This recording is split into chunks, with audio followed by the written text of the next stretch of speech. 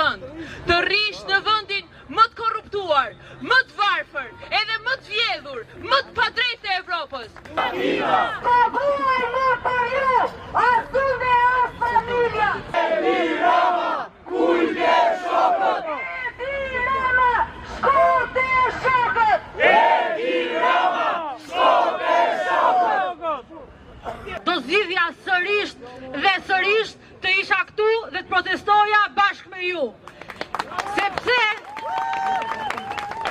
Sepse o populli im, çdo ditë që kalon, çdo ditë është një ditë më shumë që na rëmbehet nga maskarejnë me pushtet. Është një ditë që na e marrin dhe na zhvasin ditë edhe natë, pa pushim, për pasuar veten e tyre dhe shokët e tyre.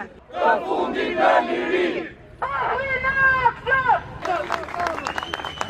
Ne e kemi thirrur sot këtë protestë që t'i kërkojmë 139 parazitëve brenda këtij institucioni që një ditë ta bëjnë detyrën e tyre.